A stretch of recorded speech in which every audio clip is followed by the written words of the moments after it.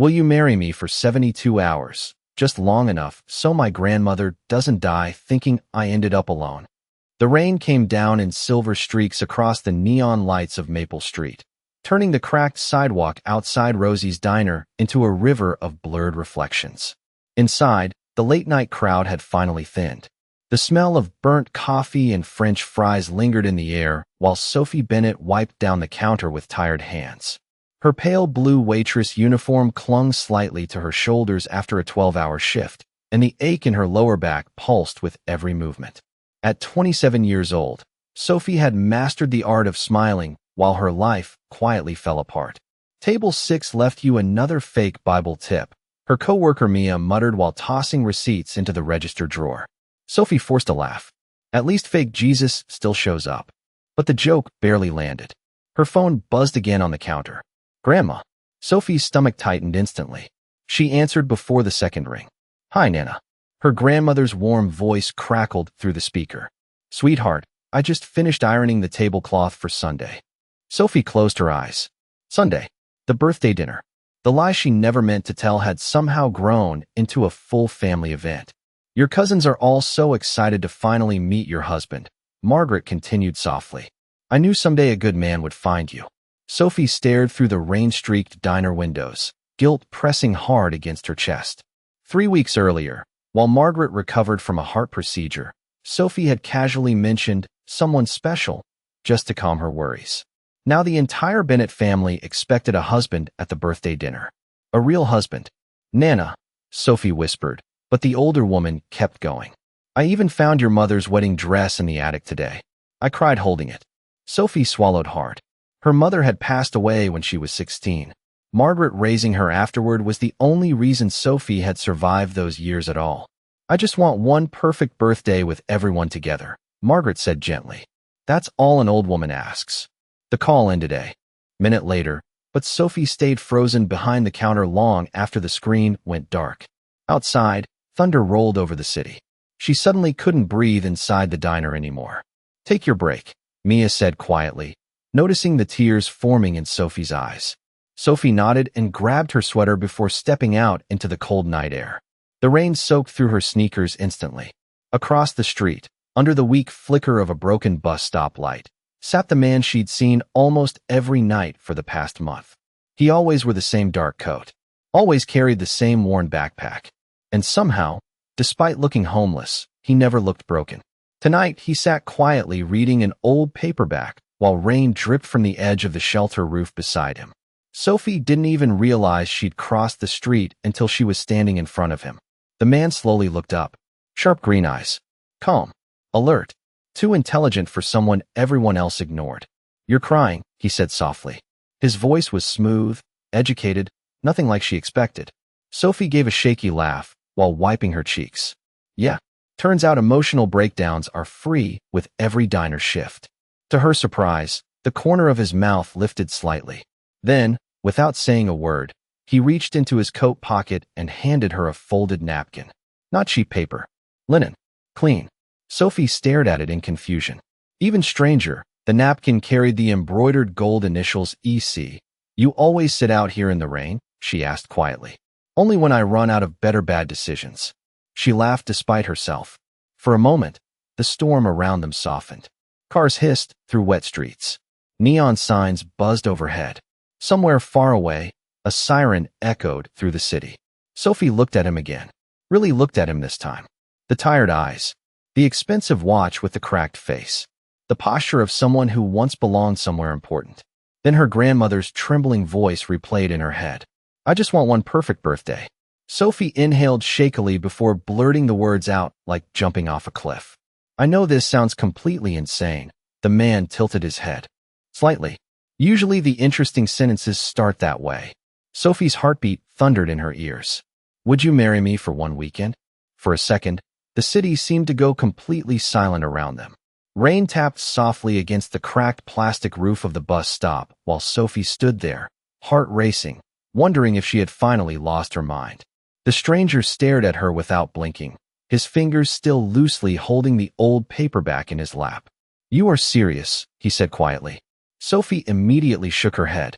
No. Yes. Maybe. I do not know anymore. Embarrassment flooded her face so hard she almost turned around and ran back into the diner. Forget I said that, she muttered quickly. My grandmother is turning 78 on Sunday, and she thinks I am married, and apparently I am a terrible person because I lied to an old woman recovering from heart surgery, and now my entire family expects me to walk into her birthday dinner with a husband. The man continued watching her calmly while she spiraled. And somehow my brain decided asking a complete stranger at a bus stop to fake marry me was the solution. To Sophie's horror, he suddenly smiled. Not a mocking smile. A real one. Warm enough to soften the exhaustion in his face. That is definitely one of the more creative proposals I have heard. Sophie let out a nervous laugh before dropping onto the bench beside him. You should say no. Probably. A smart person would. Definitely. She looked over at him. But he glanced toward the rain-covered street, thoughtful for a moment. You look honest when you panic. Sophie blinked. That might be the weirdest compliment anyone has ever given me. It is still true. For the first time that night, Sophie smiled without forcing it. A cold gust of wind swept through the bus stop, and she pulled her sweater tighter around herself. Up close, she noticed more strange details about him. His coat was old, but clearly expensive once. His hands looked rough from sleeping outside lately, yet his posture remained straight, composed, almost elegant. Even the way he spoke sounded different from everyone she knew. Calm, educated, controlled. What is your name? She finally asked softly. There was a tiny pause before he answered. Ethan. Just Ethan. His mouth twitched slightly. For now. Sophie should have walked away right then. Every instinct told her this was insane. Dangerous, even. But there was something deeply lonely about the man sitting beside her. Not broken. Lonely. Like someone who had disappeared on purpose. I am Sophie, she said quietly. Nice to meet you, Sophie. Another silence settled between them, softer this time.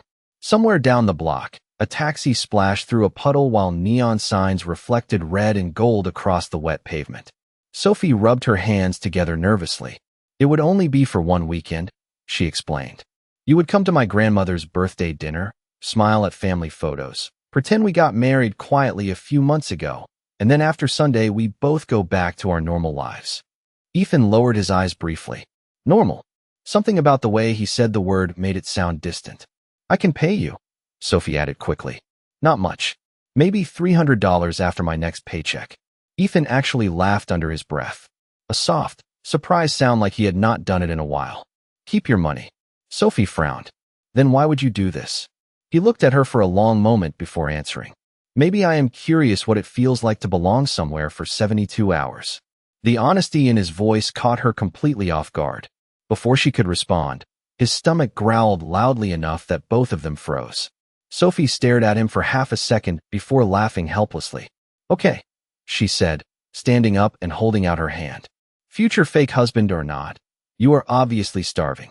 Ethan looked at her hand like he had forgotten people still offered kindness without expecting something back. Then slowly, carefully, he took it. The bell above the diner door chimed softly as Sophie led Ethan back inside out of the rain. Warm air wrapped around them instantly, carrying the smell of fresh coffee and pie crusts cooling behind the counter.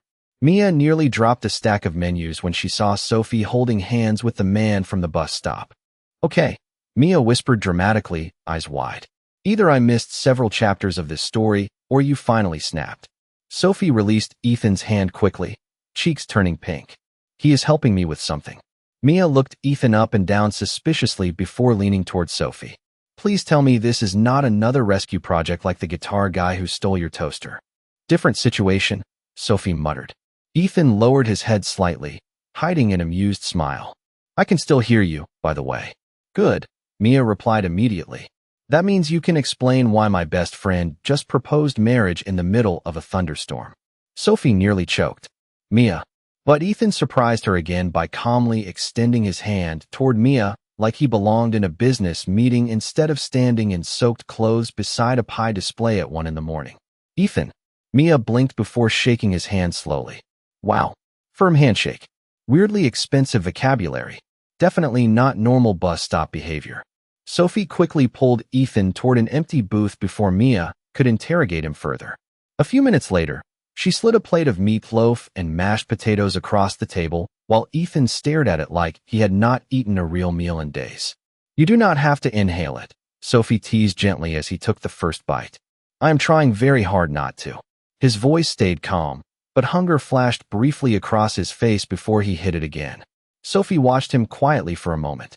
Most people ate carelessly when they were starving. Ethan did not. Even exhausted, he still carried himself with strange precision. He folded his napkin neatly, sat straight, thanked her every single time she refilled his coffee. None of it matched the story his worn coat told. So, Sophie finally said, wrapping both hands around her mug, if this completely insane plan is happening, we probably need rules. Ethan glanced up. Rules? Yes. Fake marriage rules. A faint smile appeared again. That sounds dangerously official. Sophie grabbed a paper receipt and borrowed a pen from behind the counter. Rule number 1. No lying to my grandmother. That feels difficult considering the fake husband situation. I mean unnecessary lying. Ethan nodded once. Fair. Rule number 2. Sophie continued, writing quickly. You do not disappear halfway through the weekend. Something flickered briefly in his eyes at the word disappear. Agreed. Rule number 3. She hesitated awkwardly. No falling in love. Ethan looked genuinely surprised for the first time all night. Then softly, almost to himself, he repeated, no falling in love. Sophie laughed nervously. I know it sounds ridiculous, but fake relationships in movies always get messy. And you believe movies? After the week I have had, I am willing to believe aliens if it helps. Ethan leaned back slightly, studying her over the rim of his coffee cup. You make rules when you are scared. Sophie froze a little. Excuse me. You talk faster too. His voice remained gentle, observational rather than cruel. You have probably spent most of your life trying to hold everything together for everyone else. Sophie stared at him silently. Somehow this stranger had seen straight through her in less than 2 hours. Before she could answer, Mia suddenly rushed toward their booth holding Sophie's phone. It is your grandmother. Sophie answered instantly. Hi, Nana. Margaret sounded breathless with excitement. Sweetheart, your cousin Rachel just called. She said your husband is finally coming Sunday. Sophie squeezed her eyes shut. Yes, Nana. Oh, thank heaven, Margaret whispered emotionally. I was beginning to worry I would leave this world before seeing you truly loved. Ethan's expression changed the moment he heard those words. Something deep and painful passed quietly across his face before disappearing again. Sophie noticed it immediately. After the call ended, silence settled over the booth. Rain rolled softly against the windows while the diner lights reflected gold across Ethan's untouched coffee. Finally, he reached into his coat pocket and pulled out a small silver ring from an old plastic capsule container, the kind that came from grocery store vending machines. Then I suppose, he said quietly, placing it on the table between them. Every fake marriage probably needs a fake ring. The tiny silver ring looked almost ridiculous sitting between the ketchup bottle and sugar packets under the harsh diner lights. But somehow Sophie could not stop staring at it. The fake diamond caught little flashes of gold from the neon signs outside, while Ethan watched her quietly from across the booth. You carry fake wedding rings around regularly? She asked softly. No, then why do you have this? Ethan rolled the small plastic capsule slowly between his fingers before answering. A little girl gave it to me outside a grocery store 3 nights ago. Sophie blinked. What? She thought I looked sad. His mouth curved faintly at the memory. Her mother tried to apologize, but the kid insisted every lonely person deserved a magic ring. Sophie laughed before she could stop herself. And you kept it? Apparently. Something warm settled quietly in her chest then.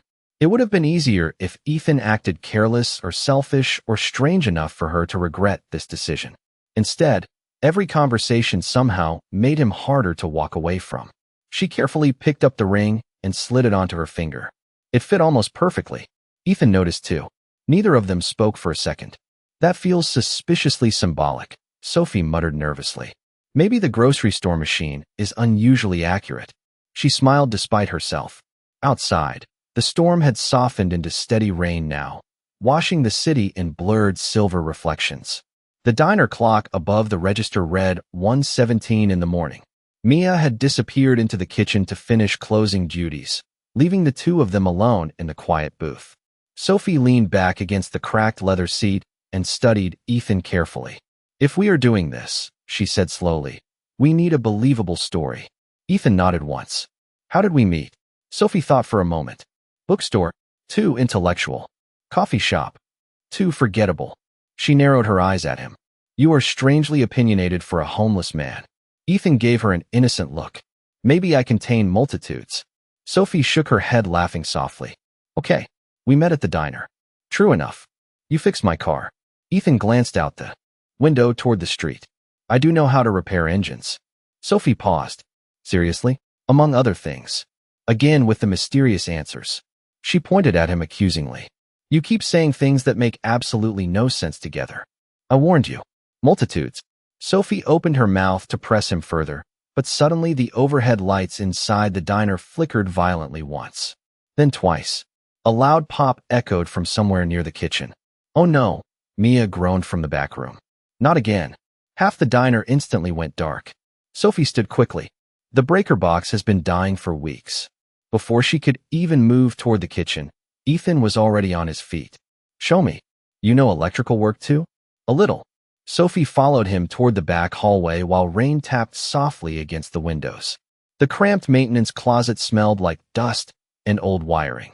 Ethan crouched beside the breaker panel, rolling up the sleeves of his worn coat with practiced ease. Sophie leaned against the doorway, watching him under the weak emergency light overhead. Even now, covered in rainwater and wearing second-hand clothes, he moved with calm confidence. Nothing about him fit together properly. Flashlight, he said gently. Sophie handed him her phone. Their fingers brushed briefly, and for some reason her pulse skipped. 10 minutes later, the diner lights hummed back to life. Mia nearly screamed with relief from the kitchen. Okay, that officially makes him more useful than every boyfriend Sophie ever dated. Mia, Sophie called out, embarrassed. But Ethan only smiled faintly while wiping grease from his hands with a dish towel. Then his eyes drifted upward toward the framed photographs hanging near the hallway entrance. One picture caught his attention immediately. A younger Sophie stood beside an older woman with silver hair and bright laughing eyes outside the diner years ago. Your grandmother? He asked quietly. Sophie nodded. She practically raised me. Ethan studied the photo for a long moment. She looks proud of you. Sophie swallowed hard. I hope she still will be when this weekend is over. Ethan looked at her then, really looked at her. And something in his expression softened in a way she had not seen before. I think, he said quietly, you underestimate how easy you are to love. Saturday morning arrived wrapped in pale sunlight and the smell of coffee drifting through Sophie's tiny apartment kitchen. For the first time in weeks, she woke before her alarm. Then reality hit her all at once. There was a man sleeping on her couch. A fake husband. A birthday dinner in less than 24 hours. And somehow, against all logic, she trusted him. Sophie quietly padded into the living room wearing old pajama pants and an oversized sweater. Ethan was already awake. Of course he was. He stood near the window holding a chipped coffee mug in one hand, while early morning light spilled across his face. For one strange second, he did not look homeless at all. He looked like someone who belonged in expensive magazines and black luxury cars. Then he turned slightly, and the illusion vanished beneath the worn coat hanging over the chair. You make terrible instant coffee, he informed her calmly. Sophie crossed her arms. That is very bold criticism from someone living rent-free on my couch. A small smile appeared on his face. Fair point. She moved into the kitchen while trying not to notice how naturally he already fit inside her apartment. The place was tiny, barely 600 square feet, faded yellow walls, crooked cabinets, a heater that rattled every 30 seconds. But somehow the silence no longer felt lonely with him there. We need supplies today, Sophie announced while digging through drawers. You cannot meet my family looking like a mysterious railroad poet. Ethan glanced down at himself. That bad. You own exactly one coat, and it smells vaguely like rain and bad life decisions. Again. Fair point. 2 hours later, they walked side by side through a crowded thrift store downtown, while old holiday music played softly through broken ceiling speakers, even though Christmas was months away. Sophie carried 3 wrinkled dress shirts over one arm, while Ethan followed behind her with visible amusement. I still think this is unnecessary, he said as she shoved another blazer into his hands. My family already expects disappointment. We should not exceed expectations too aggressively. Your family sounds encouraging. Sophie snorted. You have no idea. She stopped in front of him, holding up a dark navy suit jacket against his shoulders. Then she froze slightly. Even under cheap fluorescent lighting, Ethan somehow made the thrift store suit look tailored. That one. An older cashier whispered to Sophie while folding sweaters nearby. Definitely that one. Ethan noticed Sophie staring and raised an eyebrow. What? Sophie quickly looked away. Nothing. But it was not nothing. Every hour around him made less sense than the last. He knew wine labels, electrical systems, engine repairs. He spoke with calm confidence no matter where they were. And now apparently he could make a $20 thrift store jacket look like it belonged at a Manhattan gala. You were not always homeless, Sophie said quietly while they walked toward the fitting rooms. Ethan's expression shifted almost invisibly. No, what happened? For a moment she thought he would not answer. Then softly he said, I trusted the wrong people. Something in his voice stopped her from pushing further. A few minutes later, Ethan stepped out of the fitting room wearing the navy jacket and white button-down shirt. The entire store seemed to pause for half a heartbeat. Even the cashier blinked twice. Sophie stared openly this time. Cleaned up, Ethan looked devastatingly handsome in a quiet, dangerous kind of way. Tall, sharp jawline, dark blonde hair falling slightly across his forehead. The kind of man people noticed instantly when he entered a room. Ethan adjusted the cuffs casually. Too much. Sophie forgot how words worked for a second. You look, she stopped herself. Acceptable. Ethan smiled slowly. Liar. Before Sophie could answer, his attention suddenly shifted toward the front windows of the store. Outside, across the street, a black SUV rolled slowly through traffic. Then another behind it. Ethan's entire posture changed for the briefest moment. Alert. Focused. Controlled. Sophie noticed instantly. Ethan. The SUVs continued past the store without stopping. Only then did he. Relax again. Sorry, he said quietly. Thought I recognized someone. Sophie studied him carefully. Who? Ethan looked down at the fake silver ring still resting on her finger. Someone from my old life. Sunday arrived too fast. By 4 o'clock that afternoon, Sophie stood in front of the bathroom mirror twisting her hands together while nerves crashed through her stomach like waves. The tiny apartment smelled faintly of hairspray, vanilla perfume, and the apple pie cooling on the kitchen counter for her grandmother's birthday dinner. Outside the bedroom door, she could hear Ethan moving quietly through the apartment. Every sound somehow made her heartbeat worse. You are panicking again, Ethan called from the living room. Sophie opened the door halfway. I am not panicking. Ethan looked up from adjusting the sleeve of his navy jacket and gave her a look that clearly said he did not believe her for a second. Cleaned up properly, he looked even more unfairly handsome than yesterday. His dark blonde hair was neatly brushed back now. The white dress shirt fitted perfectly against his shoulders. Even the old fake wedding ring on Sophie's finger suddenly felt dangerous somehow. You are twisting your necklace, he pointed out calmly. Sophie immediately dropped her hand away from the small silver chain at her throat. Stop noticing things.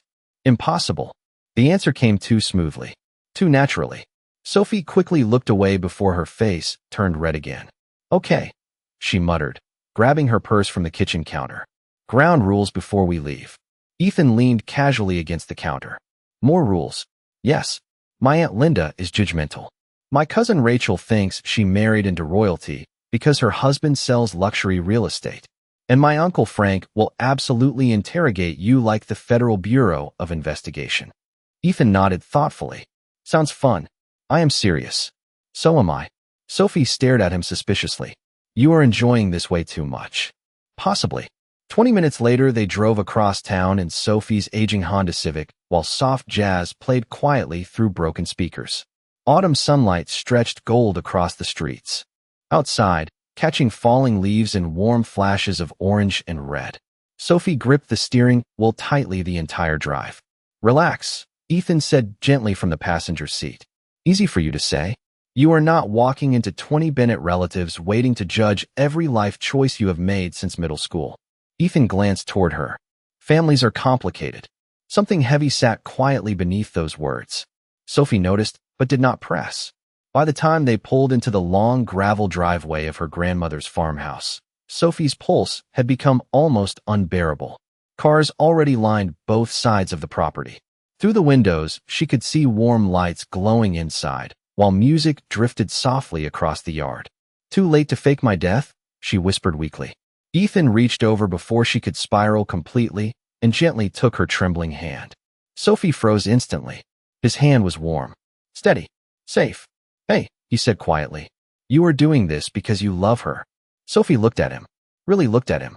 Somehow in only 2 days, this stranger had become the calmest thing in her life. Ready? He asked softly. She nodded, even though she absolutely was not.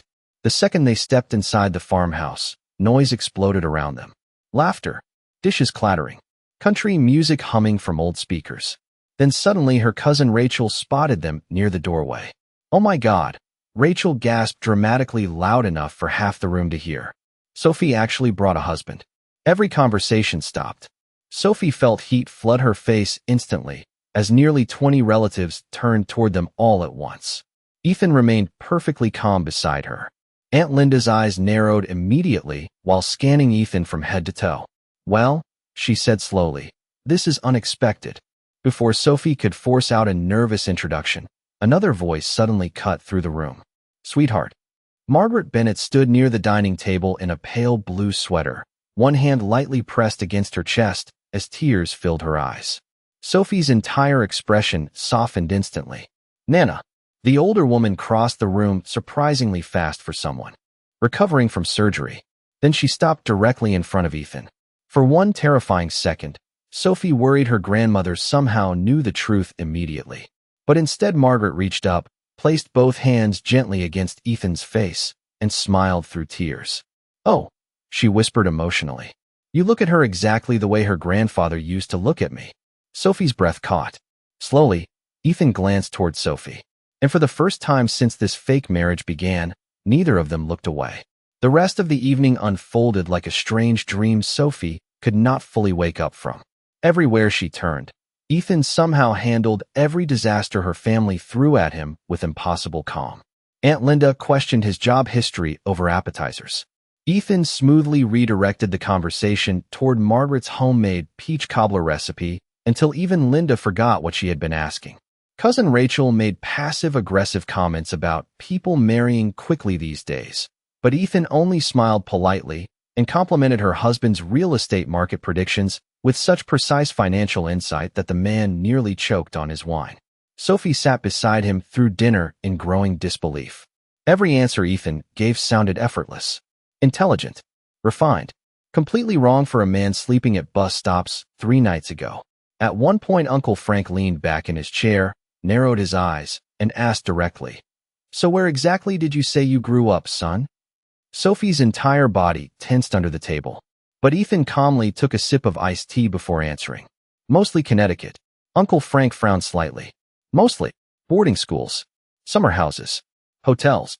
A shadow crossed Ethan's expression for barely half a second. My parents traveled more than they stayed. The room quieted a little after that. Sophie glanced toward him carefully. There it was again, that sadness beneath the polished answers.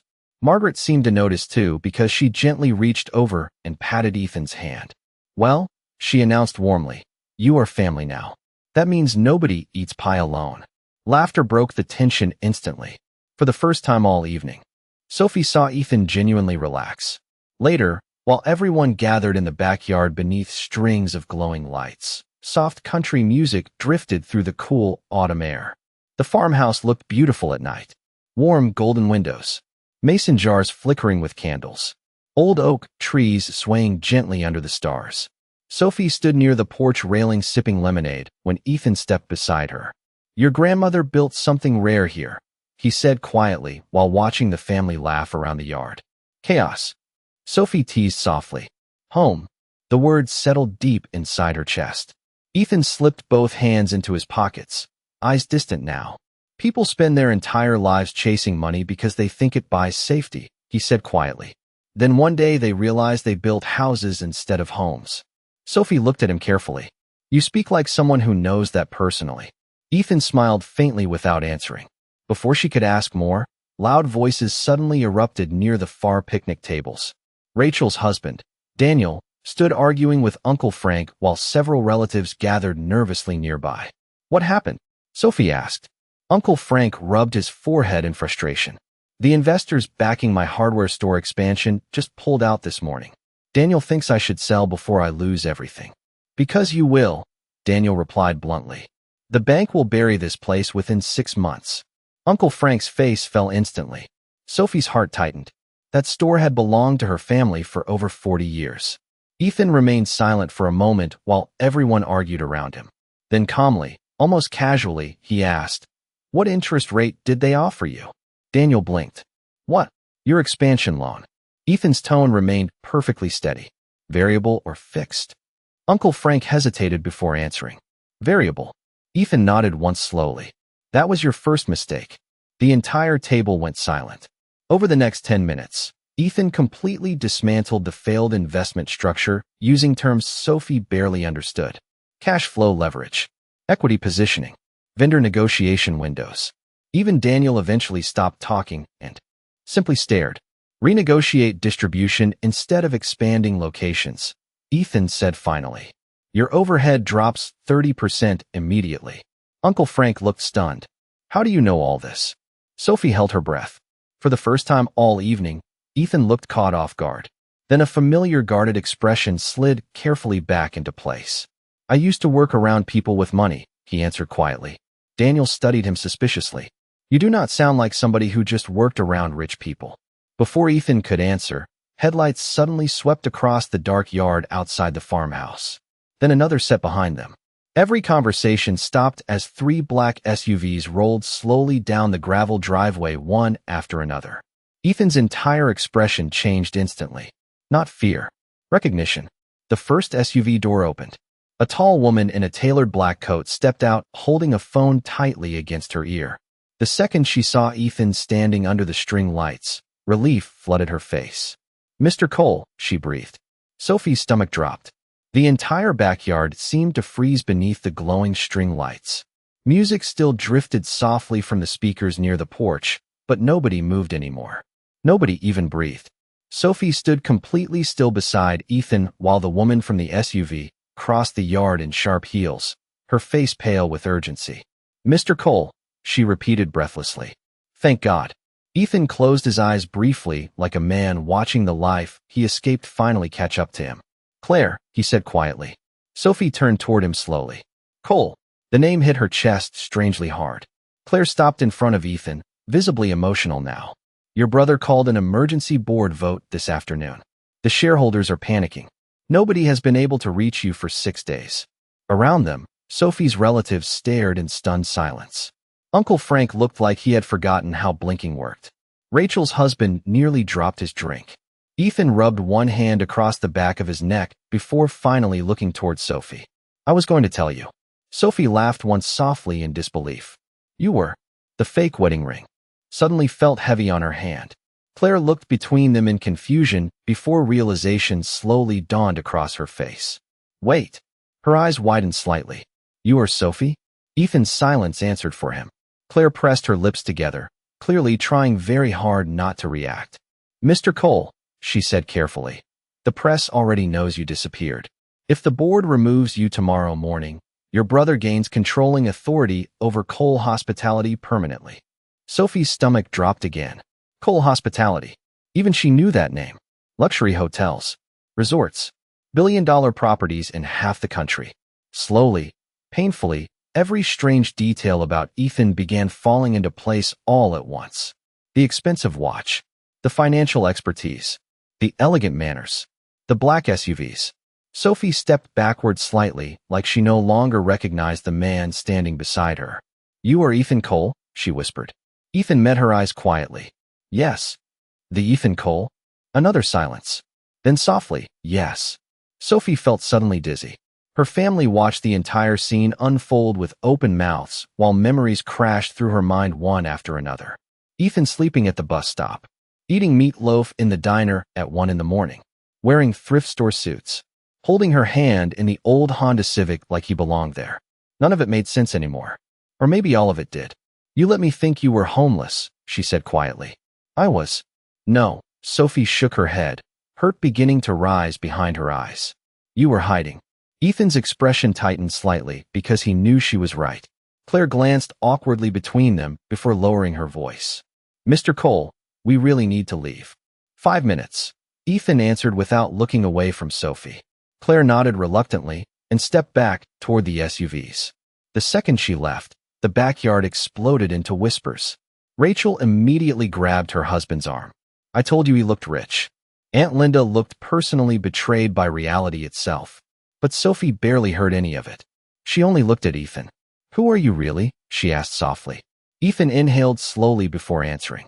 Someone who got tired of being loved for money. The honesty in his voice hurt worse somehow.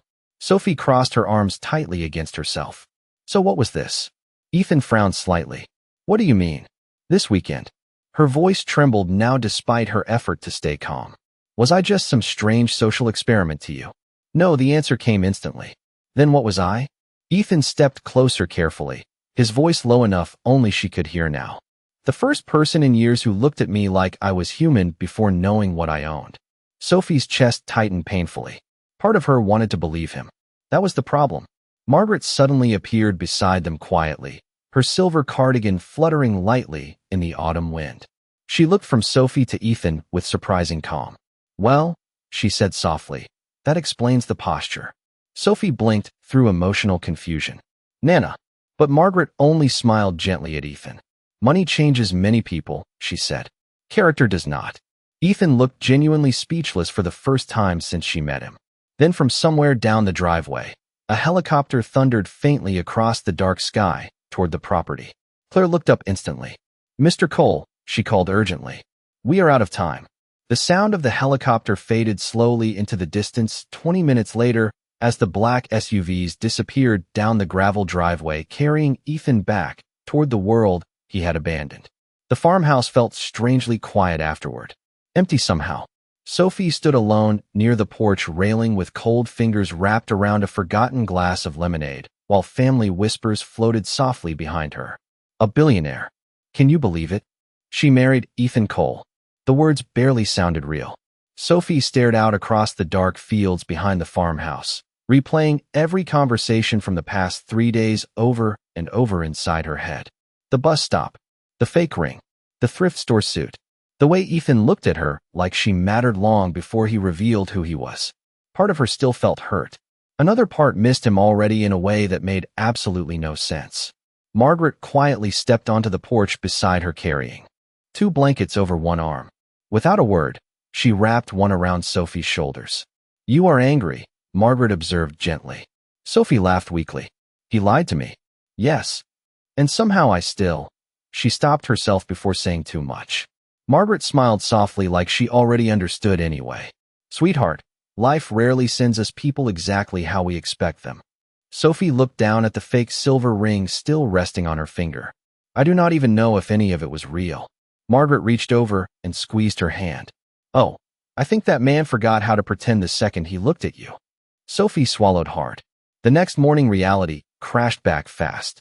Every news station in America seemed obsessed with Ethan Cole's sudden disappearance and dramatic return. Television screens inside Rosie's diner flashed headlines nonstop, while customers whispered over coffee cups. Billionaire heir returns hours before board takeover vote. Cole Hospitality CEO spotted in rural Pennsylvania. Sophie tried ignoring all of it while refilling coffee, but it became impossible when Mia slid her phone across the counter toward her. Okay, Mia whispered dramatically. Either your fake husband is in love with you or rich people have gotten significantly more unhinged this year. Sophie frowned down at the screen. Her breath caught instantly.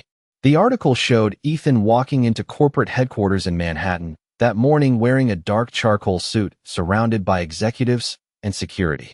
But that was not what made Sophie freeze. It was the quote underneath the photo.